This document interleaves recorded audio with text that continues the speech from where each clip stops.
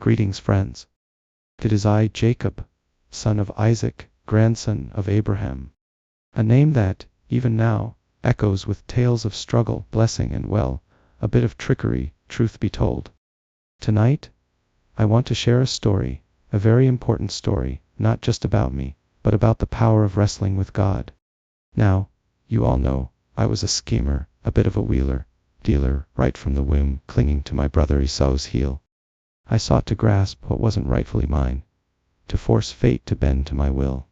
This story I'm about to tell you takes place years after I tricked my brother out of his birthright and fled from his wrath to my uncle Laban's land.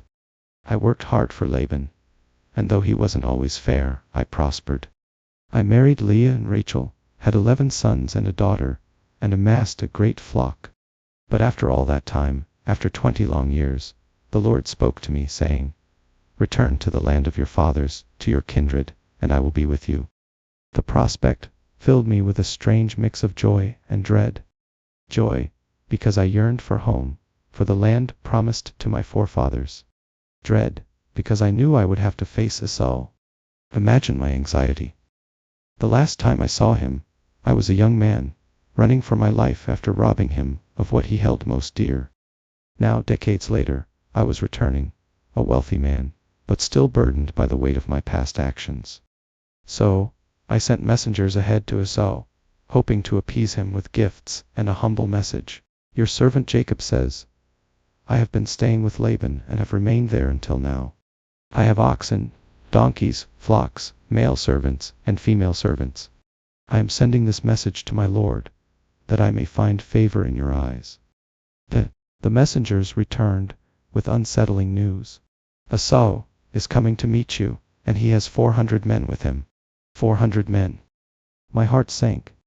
This was not a friendly welcoming party. This was an army. Fear gripped me like a vise.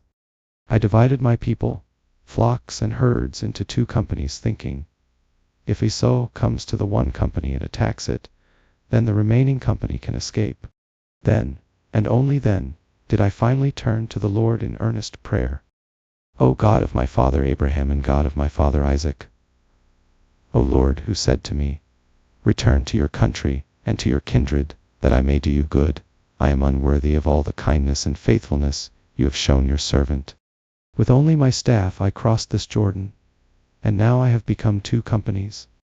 Deliver me, I pray, from the hand of my brother Esau, for I am afraid he will come and attack me, and mothers with their children." That night, after sending my family and possessions across the Jabbok River, I found myself alone. Utterly alone. And then, something extraordinary happened. A man wrestled with me until daybreak. Now, this was no ordinary man. We grappled, strained, and struggled in the darkness. He was incredibly strong, more powerful than any man I had ever encountered. I wrestled with all my might, refusing to be defeated. As the dawn approached, the man saw that he could not overpower me. He touched the socket of my hip, and my hip was dislocated as I wrestled with him. "Let me go," he said, "for it is daybreak." But I, clinging to him with desperate fervor, refused. "I will not let you go unless you bless me," I cried. He asked me, "What is your name?" "Jacob," I replied, the name that meant deceiver. And then he said, "Your name will no longer be Jacob but Israel, because you have struggled with God and with humans and have overcome." He blessed me there, and I called the place Peniel, meaning the face of God, for I said, "I have seen God face to face, and yet my life has been spared." I walked away from that encounter with a limp, a permanent reminder of the night I wrestled with God. But I also walked away with a new name, a new identity, and a new understanding of myself. I was no longer just Jacob, the deceiver. I was Israel, the one who strives with God. The next day, I met Esau. And